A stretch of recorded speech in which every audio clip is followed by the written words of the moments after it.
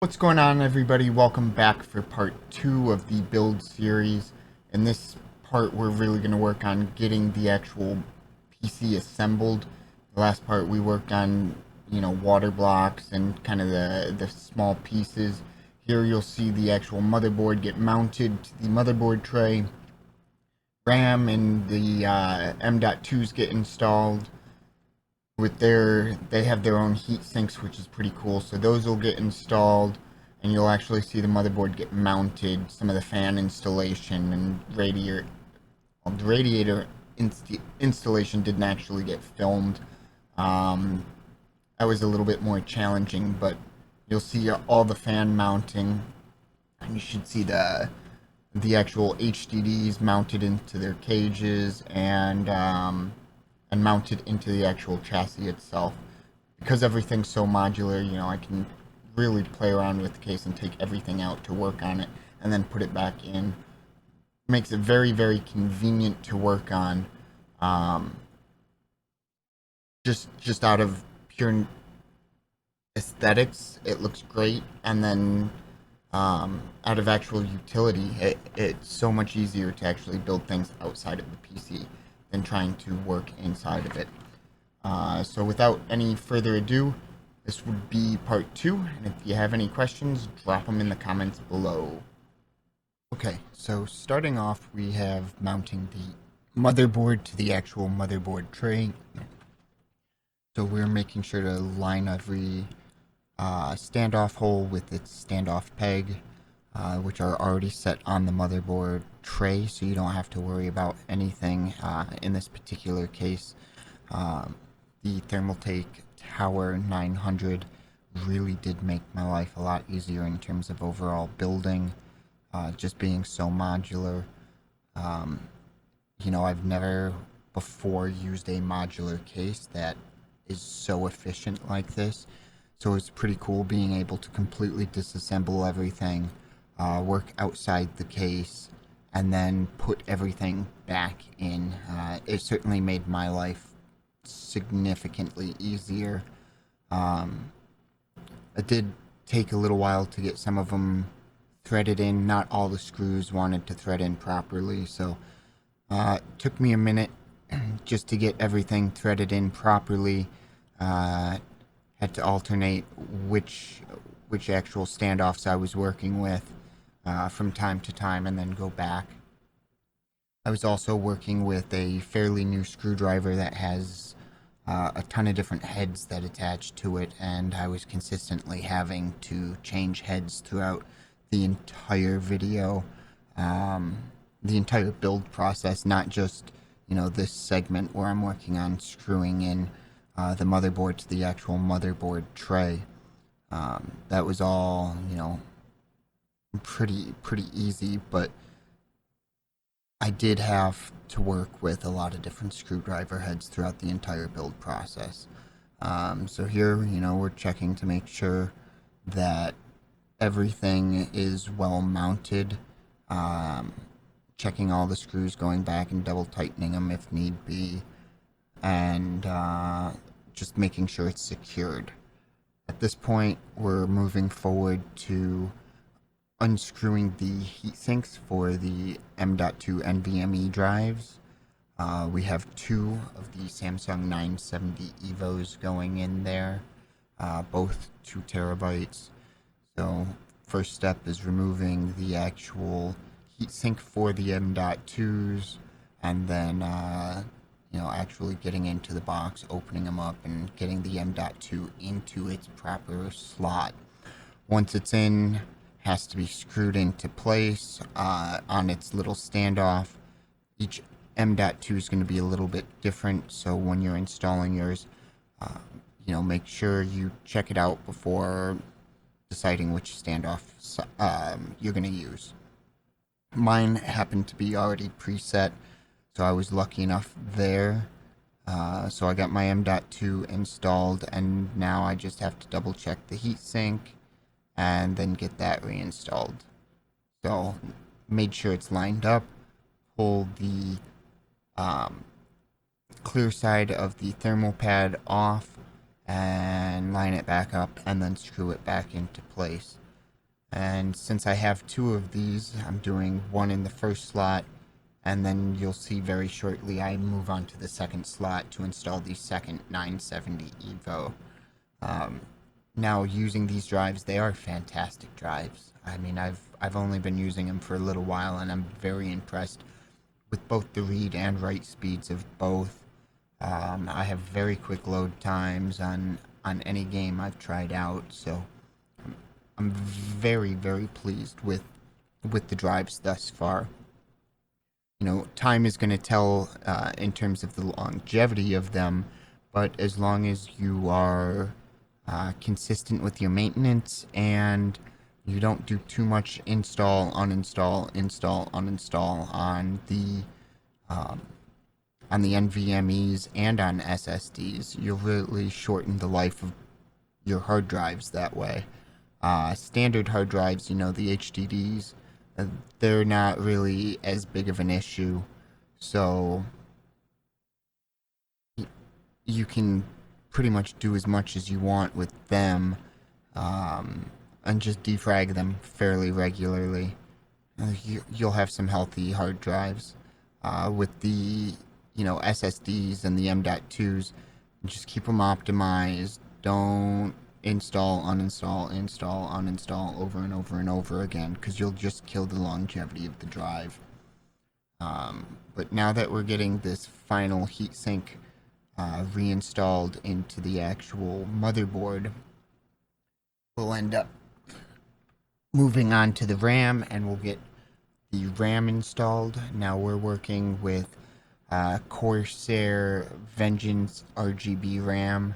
It's 128 gigabytes of DDR4 at 3200 megahertz. I have yet to try and do any kind of overclocking with the RAM at this point, since it's been built and everything's been built, and then we're just voicing over everything. Um, so now that it is built, eventually I'm going to get to the overclocking of the RAM, just to see what we can do. Uh, so here we're just taking all four RAM sticks. There's four 32 gigabyte RAM sticks. Comes in two packages of two. So we're going to insert them all into all four of our DIMM slots there. If I had 8 DIMM slots, I might consider 256 of RAM, but this is already a behemoth, so there's really no need, and I only have the 4 DIMM slots. So now that that's done, we keep that kind of tucked away, and we're going to work on getting a lot of the fans installed. And actually, when I did this, I did a lot of the work and then removed the motherboard tray, and then did that work after it, just because it was far easier for me to work on everything in terms of the fans, because there's two top mount fans. Uh, so it was much easier for me to work on it with just everything removed. Just absolutely everything removed. So I did that, and then I ended up mounting things later on. My dog Mila likes to investigate. She sure was curious the entire time I was working on this. She also was not too thrilled because she wanted my attention consistently, and my wife had to babysit her quite a bit and attempt to keep her out of view. But she does make a few appearances, trying to figure out what I'm doing here. At this point, it's an installation of two top fans, both 144 millimeter RGB thermal take fans. I'm setting them up in an exhaust configuration. Heat's natural tendency is to rise, so let's use that to our advantage and use the top fans as an exhaust. And then pretty much everything else I will use as an intake. So those two fans are my only exhaust fans. Everything else is an intake fan. And a big part of this is to help eliminate dust. The more intake fans I use, the better, because they're actual magnetic dust filters covering all of my fans. So we've got, all this positive pressure. We're pulling all this air in, exhausting just a little bit of air out, and then there's some holes at the bottom of the case and there's some open spaces. So air is going to be inclined to escape through those cracks, as opposed with negative pressure, the air is going to be pulled in through those cracks and it's going to attract a lot more dust. So setting it up in this particular way allows me, one, to use heat's natural mechanism of rising to exhaust the heat out of my system, and then two, use that positive pressure to make sure I'm not bringing in a ton of dust, because nobody likes a dusty system. So now that I've got the top two fans installed, we end up moving to the power supply. And we're going to mount the power supply to a bracket that actually can be mounted inside the case.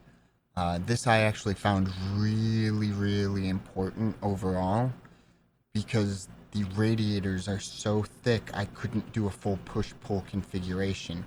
And the bottom of the radiators on the inside could not have their own 140 millimeter fans. So I was hoping to have 8 fans per radiator. I have 7, unfortunately. And because this is so modular, I got it screwed into place and then realized I couldn't fit the fans, which would go right next to them.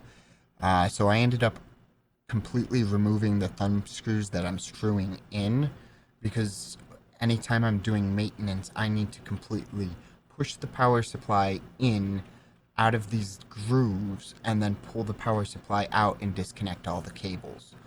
Once that's done, then I can really start working on the back of the chassis, especially in terms of water cooling maintenance overall, because there's really no room to work in there otherwise.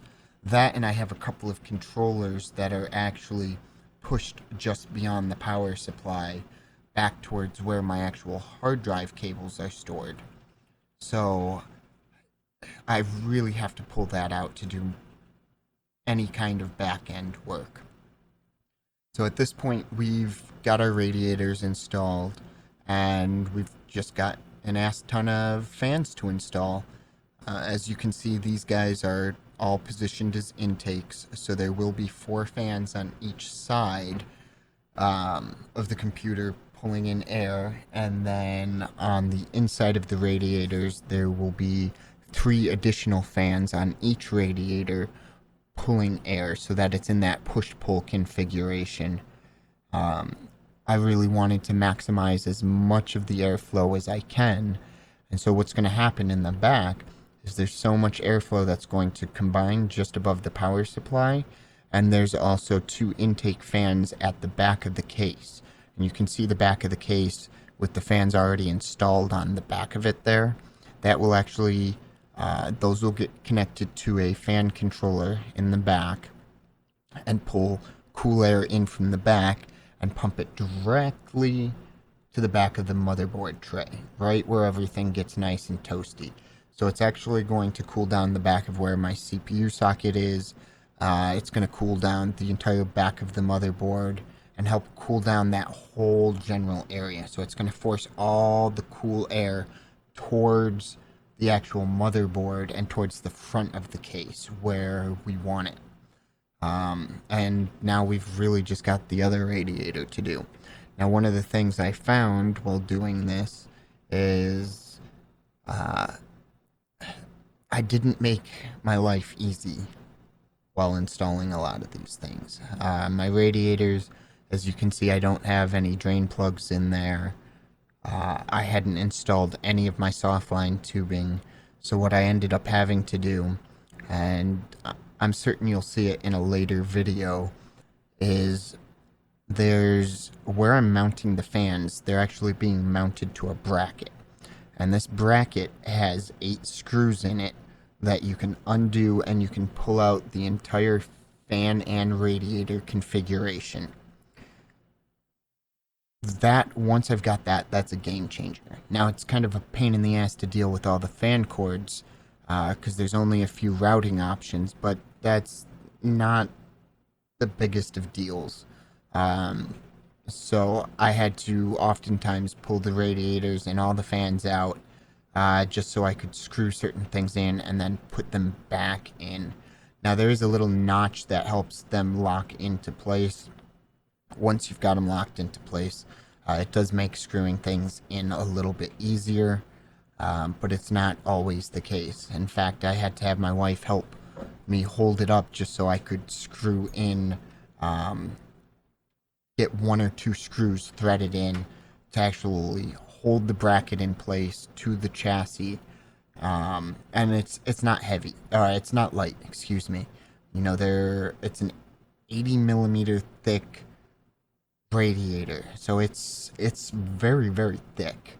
And then it holds a total of 140 millimeter fans.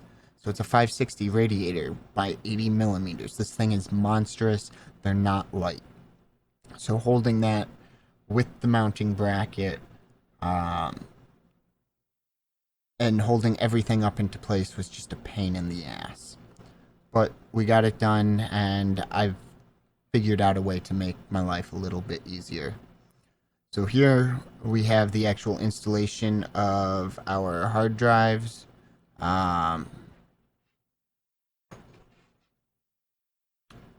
We've got two actual HDDs that we're going to get installed, and then we've got two 870 EVOs that we're going to get installed.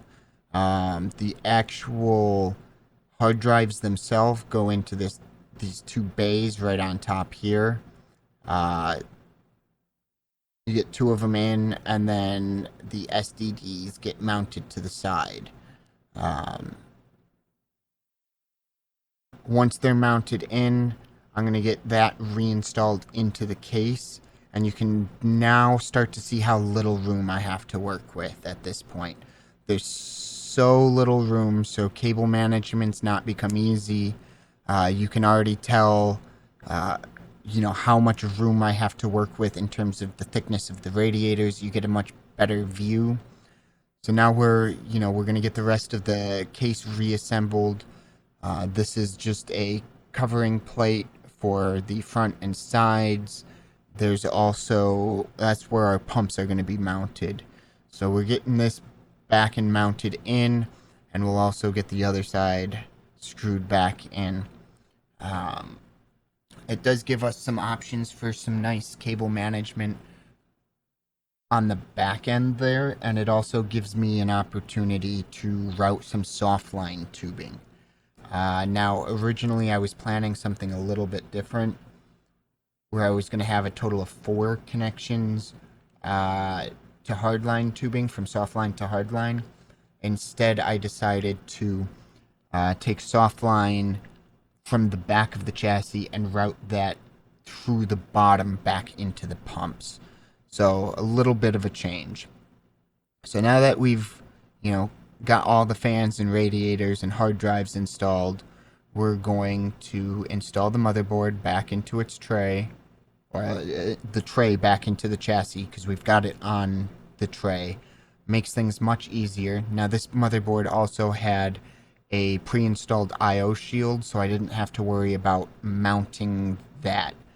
Now adding in the second wire pass-through, which I actually used more so for water cooling pass-through, with the top wire slots being used for actual wires. So at this point we've got one GPU installed. I've got to unscrew all of the expansion bay slots because I'm using a lot of cards here. Work on getting the second card installed. We get that one installed, make sure it's nice and set in place. It was a little bit tougher with this motherboard than other motherboards, because you can see that fan right there. Then we're going to take our sound card that I actually pulled from my current streaming rig, and we're going to plug that right in between both graphics cards.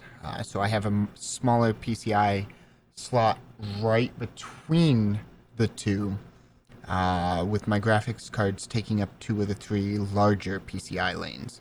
So we'll get that installed, and we'll get the AverMedia capture card installed as well. That one's going in the last lane. It's not going to be something I need too much, but it's also something I'm going to be using to capture, all my gaming content. And as you can tell, the PC is currently on its side, and the pumps are also installed. Um, as I said before, I didn't get to film every single step, unfortunately, but I did get quite a bit filmed, and this was kind of a challenge, yeah, mostly because I was running out of space. I was also trying to do vlogs, and I was also just so giddy about getting this damn thing done that I couldn't always be bothered to turn on the camera. Half the time I'd forget. So we're getting all this installed. You can see that it's on its side just to make my life easier. We'll get everything mounted back upright, once I've got all the screws back in place and all my cards are properly held into place so that I'm not worrying about, gravity ripping them down. Because they are vertical mount cards, I know it doesn't look like it now just because the case is on its back. So they are vertical mount cards. Got to make sure everything's screwed in very well. And even if it was horizontal cards, you'd want to make sure they're screwed in well. And then cover up my last expansion bay, and then we're done. Now, I thank you all for coming by. This was part 2 out of what will probably be 6 parts. Don't forget to like and subscribe to stay up to date with everything Noxy. And we'll catch you in the next one.